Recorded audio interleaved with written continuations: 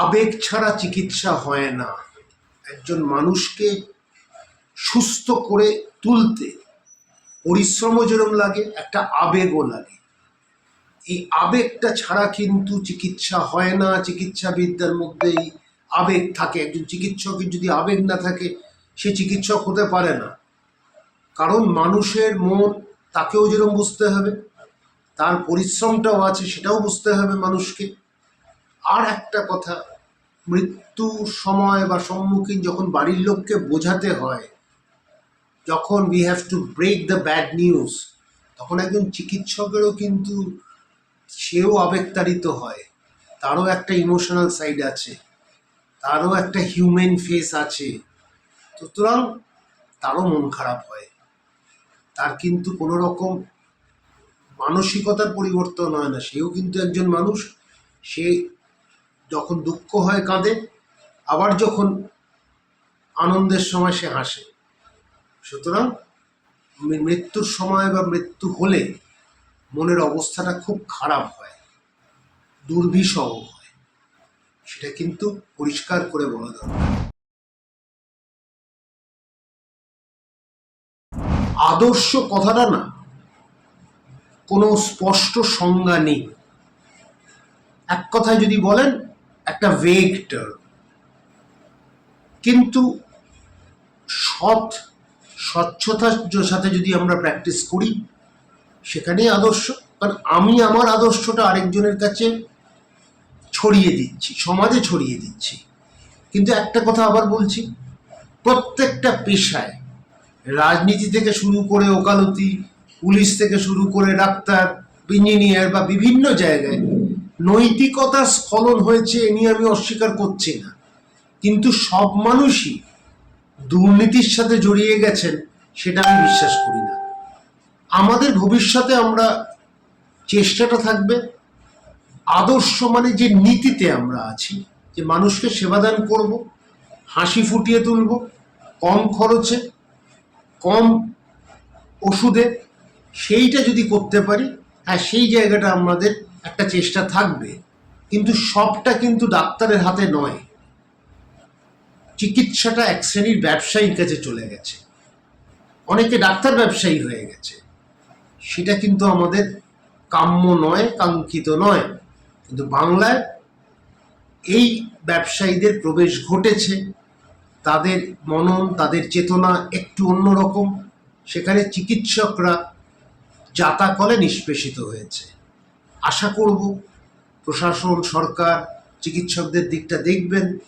চিকিৎসকরা কাজ যাতে করে যেতে পারে, চিকিৎসকদের যাতে কোনো অসুবিধা সম্মুখীন না হয়, দেখুন সেটা।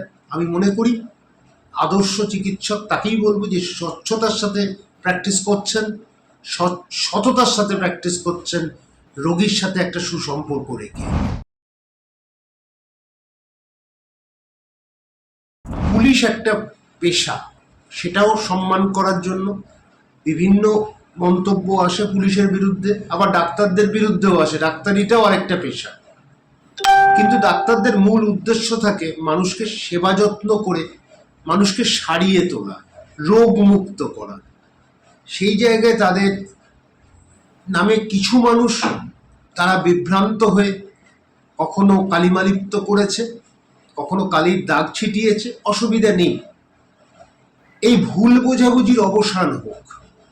ডাক্তাররা কখনোই মানুষকে খারাপ জায়গায় নিয়ে যেতে চায় না বা রোগী মারতে চায় না। এক কথায় ভুল থাকতে পারে, সারা বিশ্বে আছে, আমাদের দেশেও আছে। কিন্তু আমাদের দেশে চিকিৎসকরা যে উদ্দেশ্যে করছে, খালি শহরকে কেন্দ্র করে কিন্তু আলোচনা করলে হবে না। গ্রামের চিকিৎসক সাইকেল নিয়ে বিভিন্ন জায়গায় যাচ্ছে, সারা রাত দিন তারা আজকে প্র্যাকটিস করছেন, মানুষকে সেবা দান করছে। সেই জায়গাটা ভাবতে হবে। সুতরাং পুলিশ একটা আলাদা পেশা, চিকিৎসা আরেকটা পেশা। সব পেশাকেই আমি মনে করি সম্মানজনক। আমরা মানুষেরা, আমরা চিকিৎসকরা, আমরাও মানুষ। আমরা কিন্তু কোনো ভগবান নই। কিছু পড়াশুনো করে মানুষকে সেবাদান করে রোগমুক্ত করাটাই আমাদের অভিপ্রায়। এই লড়াইয়ে আমরা লড়ছি, এগিয়ে চলেছি।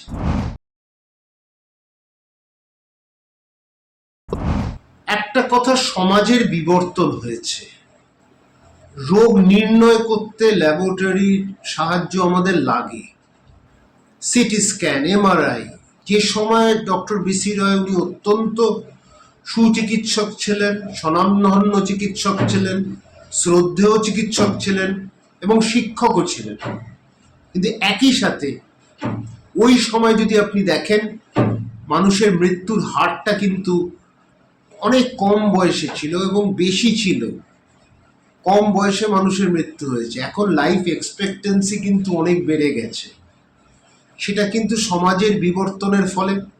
বিজ্ঞান যত এগিয়েছে, আমরা অনেক পরীক্ষা নিরীক্ষা করতে পারছি। শুধু একটা পালস আর ব্লাড প্রেশারের উপর নির্ভর করে কিন্তু আমরা এগোতে পারি না। সুতরাং সেটাও যেরকম থাকবে, নতুনকেও আমাদের আপন করে নিতে হবে, মানুষকে বাঁচাতে হবে। মানুষের যে এখন আয়ু, সেটা কিন্তু অনেক বেড়েছে। নয়তো আমরা হয়তো বিবেকানন্দকে অত ওই বয়সে হারাতাম না। বহু বহু মানুষকে আমরা অল্প বয়সে হারিয়েছি। কিন্তু এখন যদি আপনি দেখেন, এটা কিন্তু বিজ্ঞানের অগ্রগতির ফলে আমরা কিন্তু সেবামূলক কাজটাও যেরকম করতে পারছি, তার সাথে রোগ নির্ণয় দ্রুততার সাথে হচ্ছে। মানুষ, ওষুধ বেড়েছে, মানুষ কিন্তু বেঁচে যাচ্ছে, আয়ু বেড়ে গেছে।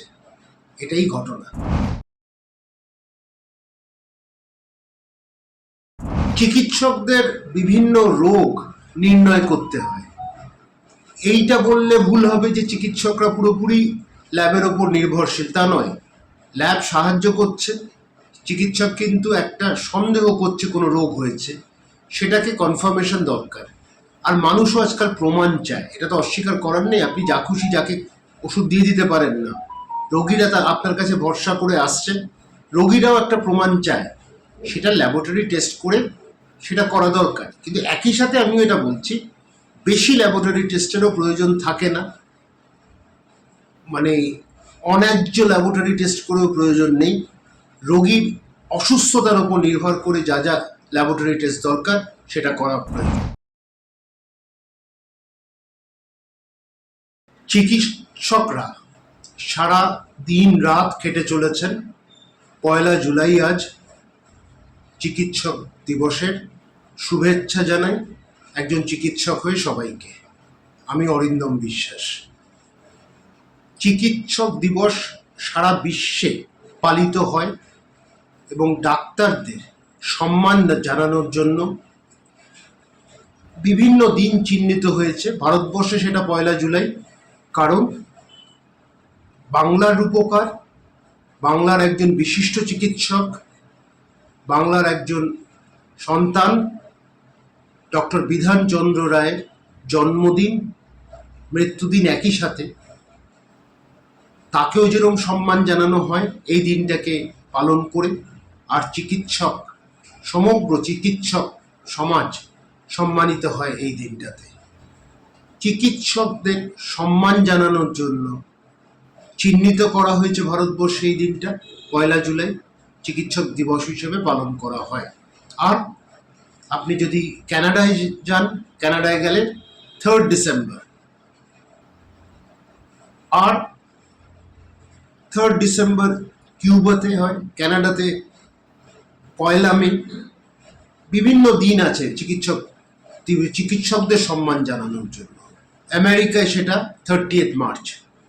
আজ ভারতবর্ষের চিকিৎসক দিবস। শুভেচ্ছা অনেক। এর তাৎপর্য আছে, সেটা বুঝিয়ে বললাম।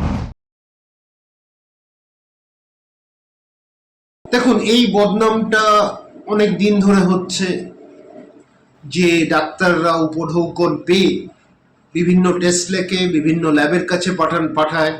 কিন্তু একটা কথা স্পষ্ট, সব ডাক্তার কিন্তু এরকম নয়। সমাজের বড় অংশের ডাক্তার আছে যারা কিন্তু সততার সাথে প্র্যাকটিস করছে এবং প্রয়োজনীয় ল্যাবরেটরি টেস্টগুলো রোগীদের স্বার্থে দিচ্ছে। কিন্তু সবটাই রোগীদের স্বার্থে। সব শ্রেণীর পেশায় যদি আপনি দেখেন, একটা নৈতিকতা স্খলন হয়েছে। চিকিৎসক শ্রেণীর ক্ষেত্রেও সেটা হয়েছে। সেক্ষেত্রে আমরা চিকিৎসকরা চেষ্টা করছি যাতে সততার সাথে মানুষের সাথে সঙ্গে থাকা যায় এবং মানুষের সেবামূলক কাজে লিপ্ত থাকা যায়। যদি হয় তাহলে কিন্তু সেটা কখনোই মেনে নেওয়া যায় না। কিন্তু একই সাথে চিকিৎসক, সমগ্র চিকিৎসক শ্রেণী যদি তাদেরকে কালিমালিপ্ত করা হয় তাহলে কিন্তু একটা বিশ্বাসভঙ্গ হয়। এই বিশ্বাসভঙ্গটা কিন্তু ডাক্তার আর রোগীর মধ্যে সম্পর্কে চির ধরাতে পারে, সেটা কিন্তু কখনোই আমরা মেনে নিতে পারি না। সুতরাং চেষ্টা আমাদের সবসময় থাকবে রোগী আর ডাক্তারের মধ্যে কোনো রকম খারাপ সম্পর্ক বা ভুল বোঝাবুঝি থাকবে না, সেই চেষ্টায় আমরা এগোচ্ছি।